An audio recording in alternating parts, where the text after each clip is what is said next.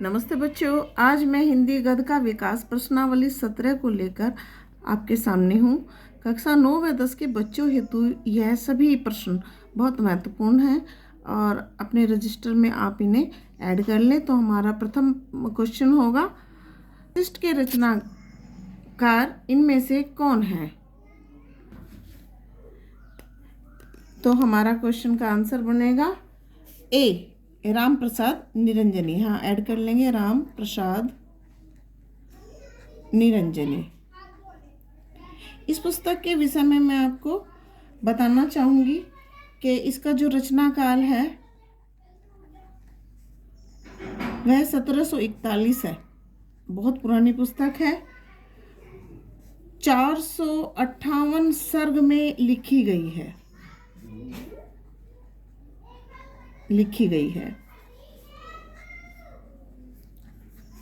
29,000 श्लोक है। कहने का तात्पर्य यह है कि महाभारत के पश्चात भाषा योग वशिष्ठ हिंदू धर्म की सबसे बड़ी पुस्तक है। यह सबसे बड़ा धर्म ग्रंथ है। क्वेश्चन नंबर 2 हम पढ़ रहे हैं, इनमें से शुक्ल युग की सही सीमा क्या है? तो शुक्ल युग की ये जो सही सीमा है वह 1919 से 1938 तक है और हम आंसर यहाँ ऐड कर देंगे। बहुत महत्वपूर्ण प्रश्न है, हर बार पूछा जा रहा है, तो याद रखें ये समय सीमा है किसकी? शुक्ल युग की।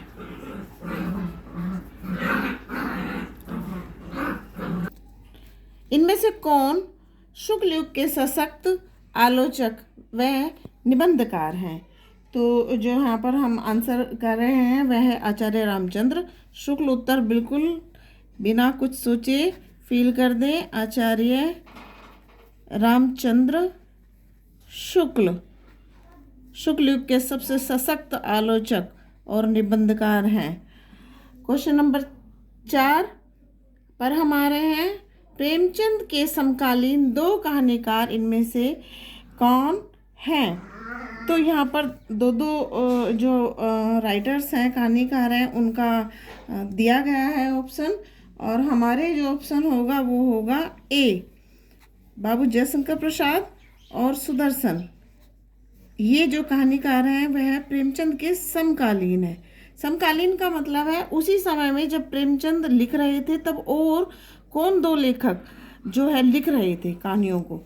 तो हम यहाँ आंसर ए कर रहे हैं, जयशंकर प्रसाद वह सुदर्शन का जो जोड़ा है वह सही आंसर है। यहाँ पर हम फिल कर चुके हैं। क्वेश्चन नंबर 6, मंत्र किसकी प्रसिद्ध कहानी है? तो मंत्र आपको पता है, हाई स्कूल में आप पढ़ेंगे, प्रेमचंद की कहानी है। तो यहाँ पर आप उत्तर फिल कर देंगे प्रेमचंद। और मंत्र जो कहानी है वह कब प्रकाशित हुई? तो 1928 ईस्वी में मंत्र प्रकाशित हुई। सवाल बहुत बनते हैं और आंसरों का हमें पता होना चाहिए कि इसका क्या आंसर हो सकता है। तो 1928 में प्रकाशित हुई। 2 पात्र मुख्य हैं, तो मुख्य पात्र कौन से हैं? डॉक्टर चड्ढा व भगत। बहुत मर्मस्पर्शी कहानी है, आप बहुत ध्यान से पढ़िएगा, उससे जुड़े हुए कई सवाल पेपर्स में बन जाते हैं। 7वें क्वेश्चन पर हम आ रहे हैं, ऐतिहासिक नाटकों को लिखने में इनमें से कौन प्रसिद्ध है? तो बाबू जयशंकर प्रसाद, हम उत्तर लिख देंगे बाबू जयशंकर प्रसाद। एक तरीके से ऐतिहासिक उपन्यास, जयशंकर प्रसाद ऐतिहासिक नाटककार हैं।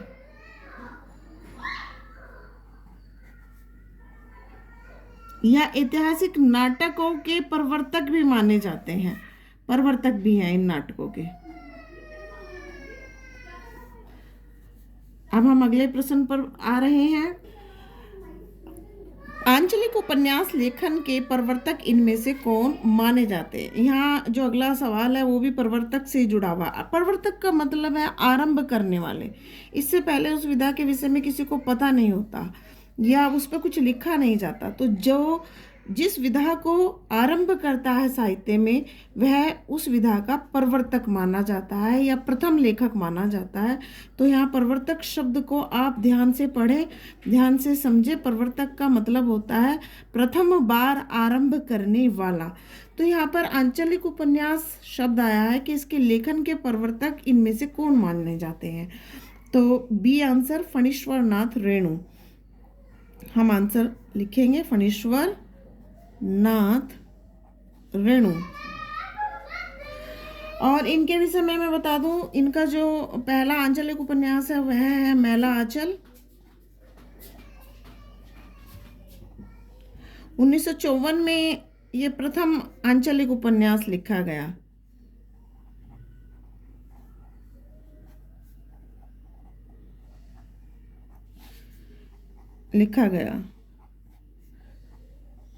और बिहार के मेरीगंज अंचल या गांव की कथा इसमें है।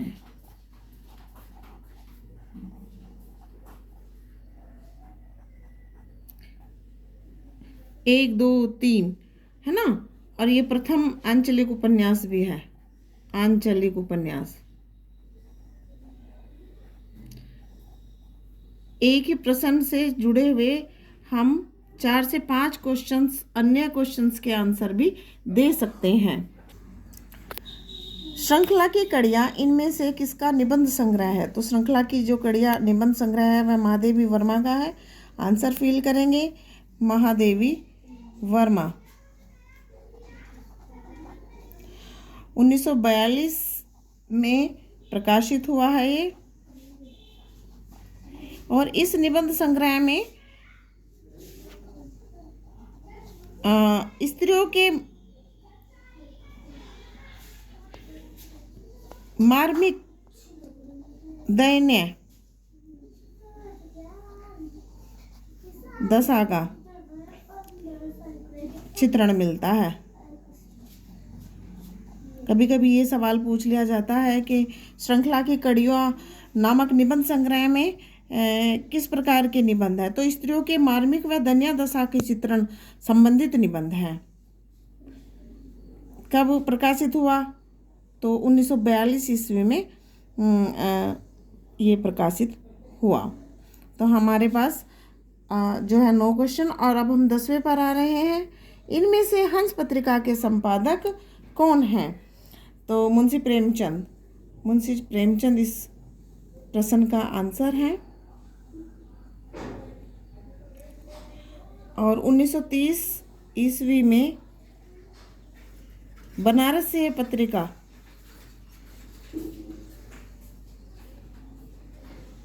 यह पत्र या पत्रिका प्रकाशित हुई। बहुत अभाव के दिनों में भी इस पत्रिका को मुंशी प्रेमचंद निकालते रहे।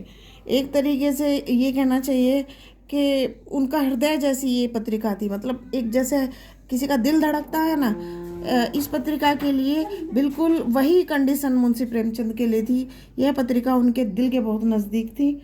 इसके मालिक भी थे और प्रथम संपादक भी थे। यहाँ हम प्रथम संपादक भी लिख सकते हैं। सवाल ये भी बन सकता है कि हंस पत्रिका के प्रथम संपादक कौन थे। तो मुंशी प्रेमचंद।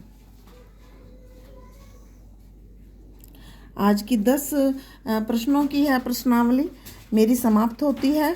और मैं उम्मीद करती हूँ कि मेरे बनाए हुए इन क्वेश्चंस को आप बहुत ध्यान से पढ़ेंगे और अपने रजिस्टर में लिखेंगे। मैं आपसे कहना चाहती हूँ कि हाई स्कूल यूपी बोर्ड और कक्षा 9 के लिए ये बहुत महत्वपूर्ण प्रश्न हैं। और 60 क्वेश्चंस की सीरीज में आज हमने 20 क्वेश्चंस को पूरा कर लिया है। इन प्रश्नावली के पश्चात मैं आपको सबसे पहले जीवन परिचय, जिसे हम जीवनी कहते हैं, वह लिखना सिखाऊंगी। यदि मेरी वीडियो आपको पसंद आई हो तो आप मेरी वीडियो को लाइक करें और चैनल को सब्सक्राइब करें। यदि आपके पास मेरी वीडियो के लिए या कोई कंटेंट है तो आप उसे पढ़ना चाहते हैं तो मुझे कमेंट्स ज़रूर लिखें। धन्यवाद।